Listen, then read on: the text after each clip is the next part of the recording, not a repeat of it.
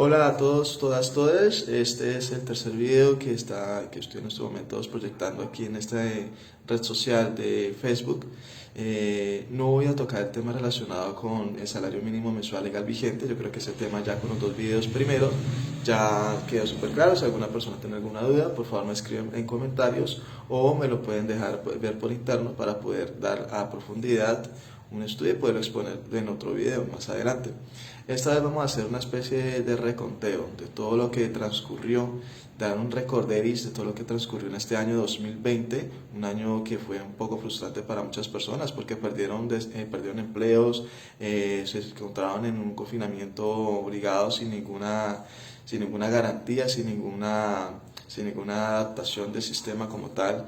Y en este momento vamos a hacer ese reconteo y de los episodios más relevantes del año 2020 en materia política, en materia de corrupción e infinidad de cosas. Entonces vamos a empezar con un dato supremamente importante que hay que tenerlo supremamente en cuenta en este año 2020, ya que somos un pueblo que olvidamos de manera muy fácil lo que transcurre en el país, ya que una cosa de corrupción tapa al otro y así se la pasa y olvidamos el anterior. Somos el país que en este año 2020 ganamos vergonzosamente el primer puesto del país más corrupto, no del continente, sino del mundo. Del continente más corrupto, Colombia es el país más corrupto de ese continente y del mundo entero. Eso es algo que es supremamente degradante y algo que avergüenza a los colombianos en el mundo, de tener el país en manos de esas personas que han hecho de este país una república bananera y que la han desahuciado, la han degradado, la han puesto por el piso. Entonces vamos a hacer el primer reconteo con unas cifras que escandalizan en Colombia, ya que en este año, hasta el 18 de diciembre, se reportaron más de 300 líderes sociales asesinados en Colombia. Líderes y lideresas ambientales, sindicales, sociales, comunales y de personas también de la comunidad LGBTI, líderes en toda esa materia, de defensores de derechos humanos, asesinados en este año 2020. En este año 2020 hasta el 26 de diciembre se cuenta más de 249 combatientes y firmantes de los acuerdos de La Habana, guerrilleros de las FARC-EP, que en ese momento de la puesta en la paz fueron asesinados 249 personas asesinados. El último caso que se reportó fue el 26 de diciembre con la señora Rosa Amalia Mendoza, asesinada en el municipio de Montecristo Bolívar, con 5 familiares junto a ella. Fueron asesinados, incluyendo a una niña en brazos, asesinado el 26 de diciembre. Hasta el 25 de diciembre se cierran con 89 masacres que el presidente llama como asesinatos colectivos. Yo creo que ese intento de cambiar el nombre y la esencia de esta barbarie en Colombia no le quita la importancia de esta cruda realidad que vivimos en Colombia. Yo creo que cambiarle de mierda a materia fecal no le cambia el olor. Entonces estamos con 89 masacres en Colombia, con 370 víctimas dentro de esas 89 masacres. Hasta el 25 de diciembre se encuentra esa cantidad de masacres. De los departamentos donde más se reportaron las masacres fueron Antioquia, Cauca y el departamento de Nariño. En este año, entre enero a noviembre, se registraron más de 598 violencias, asesinatos contra mujeres. 12 de ellos fueron mujeres en estado de gestación. La gran mayoría de estos casos se reportaron en Antioquia, Valle del Cauca, en el departamento de Atlántico y en la capital de Colombia, Bogotá. No se queda atrás tampoco la cuestión de la violación de derechos humanos por parte de las instituciones públicas como la Policía Nacional, donde no solamente fue el caso de Javier Ordóñez, una persona que estando en el suelo con estado de indefensión, la policía le hace electrochoques por medio de un taser, lo torturan, siguen torturándolo en la estación de policía, y a causa de eso muere en la estación de policía en Bogotá.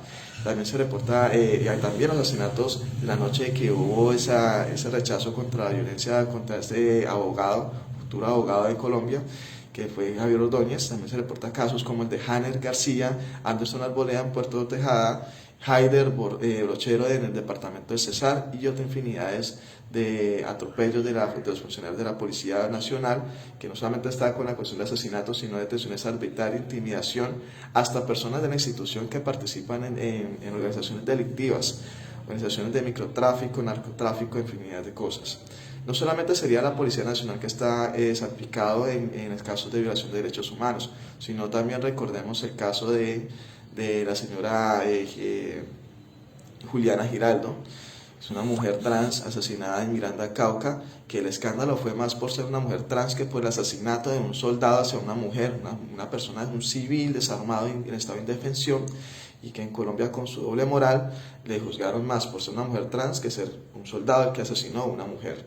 Recordemos también el caso de la niña en Vera de 12 años, una niña indígena violada por 7 soldados en el departamento de Risaraldas, y que una de las personas del Centro Democrático dijo que probablemente eso pudiera ser un falso positivo.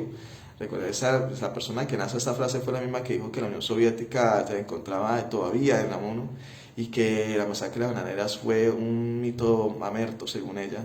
Es la señora María Fernanda Cabal, una mujer justificando la violación de una niña, diciendo que supuestamente era un falso positivo para su juicio. Eso es lo más aterrador que tenemos en Colombia. En Colombia todo sucede. Recordemos también que en plena pandemia, mientras nos encontramos en un encierro ni el berraco, muchas personas sin garantías de comer, muchas personas que a pesar de que tenían congeladas sus deudas de arrendamiento, de servicios, las deudas seguían aumentando. No tenía realmente cómo poder pagar esas deudas en un encierro total, que el Estado como tal no nos garantizaba absolutamente nada, sino lo único que garantizaba era el hambre y la zozobra entre los hogares. En ese periodo de confinamiento, el gobierno tuvo la intención, mientras 80.000 empresas, mientras 80.000 negocios formales, según FENALCO, cerraron por causa de pandemia, cerraron por causa de confinamiento, el Estado colombiano, en manos de cabeza de Iván Duque, pretendió prestarle 370 millones de dólares a la empresa panameña Avianca. Avianca era de Colombia, pero la gran mayoría de acciones fueron compradas por un conglomerado de empresarios panameños, en el cual pasa de ser de Colombia a Panamá. No por la cuestión de que Avianca hubiese sido por nostálgicamente una empresa de iniciación colombiana y que Iván Duque le pretendía hacer ese préstamo millonario a esta empresa de aerolíneas, sino porque una de sus altas gerencias es la señora María Paula Duque Samper. Ese apellido Duque creo que le suena familiar, ¿cierto? Pues sí, señor. Es la hermanita del señor Iván Duque Márquez. Por tal motivo, le hace el préstamo de 370 millones de dólares a una empresa que no tiene absolutamente nada que ver con Colombia, sino que solamente opera en Colombia, pero no tiene nada que ver con las cuestiones de tributarias en Colombia. Mientras esta empresa que hace rato reportaba estar en quiebra antes de la entrada de crisis de la pandemia, ya esta empresa en el 2019 se les había reportado en bancarrota, se había reportado con deudas y que 80 millones de empleos, de empresas formales en Colombia se estaban quebrando. Se le dio prioridad para darle un préstamo millonario a una empresa que absolutamente tiene nada que ver con Colombia. Reportamos también que 65.7% de las PYME en Colombia quedaron sin efectivos para financiar sus operaciones. 53% presentaron disminución de sus ventas superior al 50%. Obviamente por cuestiones de pandemia se dan ese tipo de reportes tan desagradables en cuestiones empresariales. 62% de las PYME no tienen acceso al financiamiento, mientras las multinacionales sí tienen la capacidad de que el Estado les pueda prestar sin ningún inconveniente, mientras las PYME aquí se mantienen quebrando cuando son las PYME las que dan la gran mayoría de empleos que hoy en día se encuentran en Colombia y que se están inclusive se están en este momento intentando conservar después de que el gobierno los dejó en plena pandemia en un total olvido. En este año supone que el gobierno de la austeridad gastó 9.500 millones en municiones para el SMAT, entre gases lacrimógenos, esferas demarcadoras, granadas de aturdimiento, multiimpacto, y sin hablar de las balas que mataron también a Dylan Cruz en el 2019. Bueno, este gobierno de austeridad gastó 9.500 millones de pesos. el gobierno de la austeridad, el gobierno que dijo que supuestamente iba a evitar de gastar esos derroches de recursos públicos para poder supuestamente lidiar con la economía y levantarla. También en este año, en este periodo de confinamiento, el gobierno compró 23 camionetas blindadas por un valor de 9.600 millones para la seguridad de la presidencia. Es un reporte del senador del Polo Democrático, Wilson Arias. También en este mismo periodo, en este mismo año, en el mismo año de confinamiento, el gobierno compró 5 tanquetas del SMAT por un valor de 7.900 millones de pesos, mientras los hospitales se encontraban sin insumos para poder contrarrestar esta batalla y lidiar esta batalla contra el COVID-19. Se le dio mucho más prioridad a la represión que a la seguridad del personal médico y de poderle contrarrestar a esta pandemia. En este año se gastó 3.350 millones para levantar la decadente imagen del señor Iván Duque. En este año que Iván Duque por fin encontró su profesión, sus aires artísticos, no como presidente, sino como presentador de un programa cómico en Colombia. Entonces, para poder levantar su imagen se gastó 3.350 millones de pesos en una firma que fue la misma firma que estuvo en la campaña del no para el plebiscito por la paz, Dubras SAS, esa misma empresa que fue la que le financió técnicamente la campaña del no. El no, recordemos que ese plebiscito dijeron de que un rayo homosexualizador iba contra los niños si se firmaba y se ganaba el sí por el plebiscito de la paz, que le iban a quitar la pensión de los ancianos e infinidad de mentiras que con mentiras ganaron. Bueno, esa misma empresa también participó para poder arreglar la imagen decadente de Iván Duque. 50% de esos recursos que el señor Iván Duque utilizó eran del Fondo Paz. Este Fondo Paz se presume que está destinado para recolectar recursos y poder ayudar a las personas que que son reinsertados de grupos al margen de la ley y poder estar en la vida civil. Este recurso supuestamente era destinado para esos. El señor Iván Duque lo usó para poder arreglar su decadente imagen. En este año, y bueno, el año anterior, el señor Alberto Carrasquilla, el ministro de Hacienda y Crédito Público, dice que la economía de Colombia es la economía más sólida y sustentable de la región, según Alberto Carrasquilla, quien envió en el año 2019 a 728.000 colombianos y colombianas a la extrema pobreza. En este año, ahora ya no son esa cantidad que se está diciendo que son 728.000, sino que son 4.5 millones de personas que en estos momentos comen al día una sola vez y que más de 10 millones de colombianos comen 2 platos al día. Ese es el reporte acerca de la economía más sólida, supuestamente la mejor de la región, y según el señor Alberto Carrasquilla, la persona responsable de todas las reformas tributarias que ha lanzado, que mientras debería de pagar los más ricos, deberían de ser los que deben de contribuir mucho más, son los más pobres que cubren las deudas que deben de dar los más ricos. Por ejemplo, Luis Carlos Sarmiento Angulo, que es el hombre más rico en Colombia y que es el que menos tributa en la nación. En este año también se nos dio un subsidio que fue bastante polémico, que se llama ingreso solidario. Salieron de entre los beneficiados personas fallecidas hace muchos años, personas con nombres muy raros, entre esos un nombre bastante pintoresco que es Cis Ñón, uno de los supuestos beneficiados de este subsidio del Estado llamado ingreso solidario. No se sabe cómo carajo se hizo para poder dar los beneficiados a este subsidio. Una base de datos que, por cierto, hasta la fecha no se ha dado ningún reporte sólido que pueda sustentar supuestamente esta base de datos de las personas beneficiadas, donde una sola cédula, una nomenclatura de cédula, salieron más de 5 personas en diferentes departamentos del país. Aparentemente, esta misma base de datos sale de la registraduría. Recordemos que Iván Duque ganó con supuestamente 10 millones de votos comparado con el candidato Gustavo Petro, que fueron aproximadamente más de 8 millones de votos. que no se sabe dónde carajo salió los otros 2 millones de votos con el señor Iván Duque.